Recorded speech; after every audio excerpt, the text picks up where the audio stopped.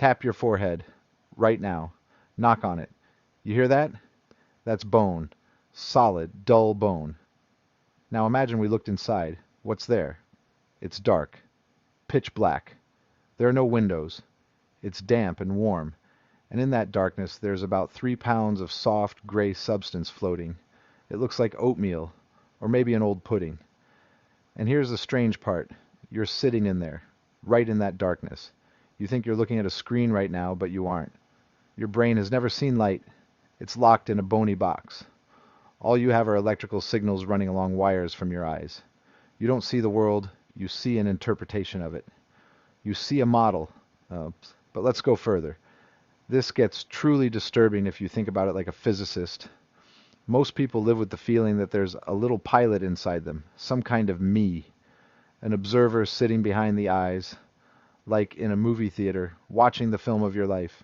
He's got a control panel. He pulls levers to lift an arm. He presses a button to say a word. It's a comfortable idea. We call it the soul, or consciousness, or personality. But as a physicist, I'm looking for that pilot. I take a scalpel. I cut into the brain. And what do I see? I see cells. I see water. I see carbon, nitrogen, oxygen. I see electrical potentials. I don't see a pilot. I can take this biological computer apart down to the last screw, the last atom, and nowhere, not in any microscope, will I find a particle that says you. There is no magic in physics. If you hit a billiard ball, it rolls.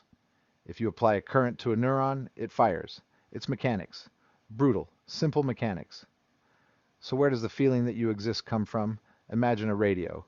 It's playing music, a Beethoven symphony. If I smash the radio with a hammer, the music stops. Does that mean the music was inside the radio? No. The radio was just catching a signal. Many people want to believe the brain works the same way. That you are the signal and the body is the antenna. No, neurobiology laughs at that. Because if I damage a specific part of your receiver, you don't just stop sounding, you change.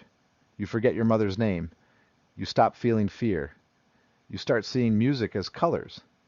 If you are a signal from the outside, why does damaging the wire change the melody itself? No.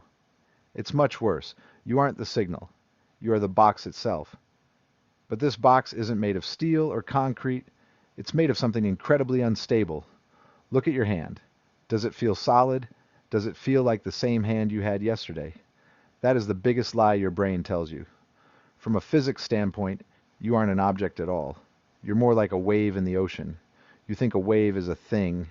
You point at it and say, "Look, a wave." But the water in that wave changes every second. The wave isn't the water. The wave is the movement of the water. And if you think you are the matter you're made of, I have very bad news for you. There is an error in this equation that we all ignore. We build our identity on a foundation that crumbles faster than sand. Right now, as you listen to this, billions of atoms are leaving your body. You breathe them out. You lose them with your skin. You leave them on your chair. And at that same moment, billions of new atoms are rushing in with every breath. You aren't a statue. You're a train station. 98% of the atoms in your body are replaced every single year. Every single year. Think about that. The nitrogen in your DNA, the calcium in your teeth, the iron in your blood, the carbon in your brain. All of it came from the outside. A week ago, that carbon was part of a burger or a potato. A month ago, it was in the dirt. A year ago, it might have been part of a cloud. And now it's inside your skull, helping form the thought. Who am I? You are what you eat, literally. Matter flows through you like water through a funnel. There was a philosophical paradox in ancient Greece called the ship of Theseus. If a wooden ship has a rotten plank and we replace it, is it the same ship? Probably. What if we replace the second plank, the third, the mast, the deck? At some point, we've replaced every single part. Not a single original splinter remains. Is it still the ship of Theseus? Or is it a new ship? And if we take all the old rotten planks and build a second ship out of them, which one is the real one? You are that ship. Only the process is much faster. Go to a mirror. Look yourself in the eyes. The person you see is physically not the same person who looked in the mirror 5 years ago. That person is dead. Their matter has scattered into the sewers, the ventilation, and the dust in the corners of your room. You are a copy of a copy. If I'm not matter, then what am I? I often imagine a knot in a rope. You can move the knot along the rope. The rope changes. The fibers change. But the knot remains. The knot is not the rope. The knot is a pattern. It's the information of how the rope is tied. You are a pattern. You are an instruction manual that is constantly rewriting itself on new material. But if you're just a pattern, that opens the door to terrifying possibilities. Imagine I scan you. I record the position of every atom in your body, every electron. I have the blueprint of you. Then I destroy your body here in New York and send the information to Tokyo. There, in a lab, I assemble a perfect copy from new atoms. This new person in Tokyo opens their eyes. They have your memories. They remember drinking coffee this morning in New York. They remember your first kiss. They laugh at your jokes. For them, nothing was interrupted. They are sure they are you. No, the you that was in New York. You are dead. You were disassembled. Your story ended. It turns out you don't die at the end of your life. You die constantly. Every second, some part of you vanishes forever, and a new part takes its place. If the continuity of matter is an illusion, what connects yesterday's you and today's you? Only memory. A weak, unreliable memory recorded on damp biological tissue. We think matter is the foundation of reality. A rock is hard, so it's real. But in the quantum world and in the world of your brain, matter is secondary. The structure is what matters. The dance is what matters. But how does this dance create the feeling of pain, or joy, or the sensation of the color red? Your brain isn't just storing atoms, it's making them lie to you about time. Touch your nose with your finger. Now touch your big toe. You felt the touch instantly, right? At the exact moment the finger hit the skin. Well, your brain just tricked you. Think like an engineer. You have a sensor on your nose. The distance to the brain is maybe 4 inches. You have a sensor on your toe. The distance is 5 feet. Nerve impulses aren't light. They aren't electricity in a copper wire. Nerves are tubes filled with salt water. A chemical reaction crawls along them quite slowly. The signal from your toe should take much longer to reach your brain than the signal from your nose. By all laws of physics, you should have felt the touch on your nose, and then, after a noticeable pause, the touch on your toe. But we felt them simultaneously. How? Your brain lies to you about time. It gets the signal from the nose first, but it doesn't show it to you. It says, wait, we have data from the periphery that hasn't arrived yet. It holds the signal in a buffer. It waits for the slow signal from the toe to crawl in. Only when all reports are collected does it stitch them into a single picture and hand it to you as now. But this now has already passed. Neuroscientists have measured this delay. It's about 80 milliseconds. It might seem small, but for a computer, it's an eternity. In 80 milliseconds, light can circle the Earth. You are living in the past, always. Right now, you are looking at this screen, but you are seeing what happened 80 milliseconds ago. You are not a live participant. You are watching a delayed broadcast. The sensor in your head has to edit the tape before airing it to your consciousness. You never see the present moment. You react to ghosts. Have you ever noticed that when you quickly look at a clock, the first tick of the second hand seems longer than the rest? It's called chronostasis. When your eyes move fast, they go blind for a moment. The brain cuts out that motion blur. But it doesn't want to leave a hole in your movie, so it takes the next frame, where the hand has already stopped, and stretches it backward in time. It fills the void with a lie. You don't notice the edit because you are the edit. Where exactly in this dark room is me? If we increased your brain to the size of New York City and walked inside, what would we see? A giant factory. Pipes, pumps, cables, walls pulsing. We see shutters opening and closing. Sodium in, potassium out. Click, click. It's mechanical. It's just chemistry. We look for the mayor of this city. We look for you. We go to the visual cortex. Millions of workers are processing colors and lines. We ask, where's the boss? They say, we just pass the data along. We go to the frontal lobe where decisions are made. Activity is frantic, but we see the same thing. Pumps, ions, electricity. One neuron shouts, another stays silent. It's a democracy of idiots. No single neuron knows who you are. No single neuron even knows the Pythagorean theorem. It only knows, if I get hit by a spark, I hit my neighbor. There is no mayor in this city. The pilot's seat isn't just empty. It was never there. You are the hum of the city. Consciousness is like the wetness of water. One molecule of water isn't wet. Wetness only appears when there are many of them. You are a story the brain tells itself to justify the activity of its pumps. You are a press secretary who walks out to the journalists after a decision has already been made in the dark hallways of bureaucracy and tries to explain it as if it were planned all along. In the center of your brain, there's a bridge, a bundle of 200 million wires called the corpus callosum. It connects the left hemisphere, speech and logic, with the right, images and emotions. What happens if we cut the wire? Doctors used to do this to stop epilepsy. Patients seemed normal afterward, but experiments showed something haunting. If you show the word apple only to the right eye, left brain, and ask, what do you see? The patient says, apple. If you show spoon only to the left eye, right brain, the patient says, nothing, because the speaking part of the brain didn't see it. But if you ask the patient to pick up the object they saw with their left hand, the hand, controlled by the silent right brain, reaches out and grabs the spoon. The speaking brain is shocked.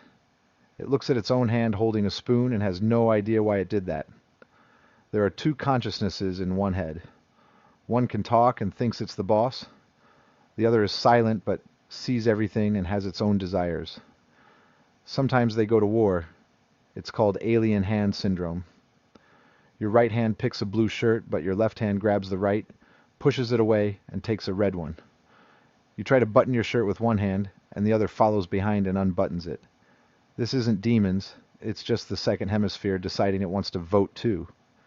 Your inner voice, that narrator you think is you, is just a PR manager. Its job is to explain actions whose causes are unknown to it. Your subconscious makes decisions milliseconds before you realize them. You think you bought that car because it's reliable. No. You bought it because your primitive brain liked the shine of the metal, and you just invented a logical excuse after the fact. We are a colony pretending to be an individual. Every night you go to your bedroom, you turn off the light, you lie down and close your eyes, and in a few minutes, you cease to exist. We call it sleep, but for a physicist, it's a catastrophe for consciousness. If the mind is a process, sleep is a process that breaks. Imagine a running engine. If you turn it off and on again, is it the same cycle of rotation? No, it's a new start. The old movement is gone forever. When you fall into a dreamless sleep, the electrical loops that create you fall apart. In that moment, there is no one in your skull. There is biology, there are living cells, but there is no observer. Then morning comes. The alarm rings. The system does a fast boot. It reads the data. My name is this. I live here. I have these problems. You read that file and take it for truth. You believe in the continuity of your life only because your memories weren't erased, but the continuity of consciousness was broken. The you that went to bed last night lived his last moment. The you that woke up this morning is a new version, a copy that got all your files and thinks it's you. Sleep is time teleportation. You are a chain of thousands of different people passing the baton of memory. You aren't one movie. You're a long TV series where a new actor plays the lead in every episode, but the makeup is so good the audience doesn't notice. If we are just a collection of atoms that constantly change, life might feel like a cheap knockoff, but only if you think the value of a house is in the bricks. Imagine a waterfall. You see its power, you hear its roar. But what is it made of? Water. Yet the water doesn't stay for a second. Every drop is new. If you try to grab the waterfall, you only catch water. You can't hold the waterfall in your hands. Does that mean the waterfall doesn't exist? No, the waterfall is not the water. The waterfall is what the water does. It's a pattern of motion. You are that waterfall. Your atoms are just water flowing through you. Your reality is not what you are made of, but how you are organized. I'm a physicist, and when I look at the world, I don't see objects. I see interactions. Where is a symphony? In the ink? In the instruments? No. It only exists in the dynamic, in the notes interacting over time. Consciousness is the wetness of your brain. It's the dance of billions of neurons. And that dance is so complex that it creates self-awareness. Atoms inside your head arrange themselves into a pattern that started asking questions about its own origin. We are the way the universe looks at itself. Atoms that flew through the void for billions of years after the Big Bang finally bumped into each other and formed a structure that can say, I am, I exist, I see the light of the stars. This pattern is temporary. The waterfall will dry up, the music will fade, but the fact that the music played is a fact that cannot be erased from the history of the universe. Many people find it scary to realize how small we are. We live on a speck of rock circling a mediocre star. But I see the greatest freedom in this. Imagine you're at a carnival. It won't last forever. In a few hours, the lights will go out and the tents will be packed away. Does that make the carnival meaningless? Was the music not beautiful while it played? Of course not. The fact that something ends doesn't strip it of value. It makes every moment incredibly precious. We are the most complex structure we have ever found in the universe. We are more complex than stars. A star is just a big ball of hydrogen under gravity. But the physics of your brain, the physics of how matter generates thought, that is the real frontier. Atoms forged in the hearts of dying stars billions of years ago traveled through the void to assemble in a unique combination to create you. Dead matter learned to open its eyes. You aren't just a witness to reality, you are reality waking up. Your me is a fragile illusion, stitched together from time delays and scraps of memory. But what a stunning illusion it is! Physics doesn't take away the mystery of life, it highlights it. It shows that even in a world of cold equations, there is room for joy and wonder. When you walk outside after this, look at your hands. Feel the air in your lungs. Remember, you are a flow. You are a wave. You are the music the universe is playing right now. The fact that you exist and can understand these laws is the greatest victory over chaos imaginable. We are atoms that learn to dream. And while our symphony is playing, our only task is to keep listening, keep asking questions, and never stop wondering how lucky we are to be this short, strange, and incredibly beautiful dance in the dark. The world is huge, we are small, but we are the place where the universe finally began to understand itself. And frankly, I can't imagine anything more grand than that. Every time you blink, your world is renewed. Every time you wake up, you start a new story. Try to make it an interesting one. See you tomorrow.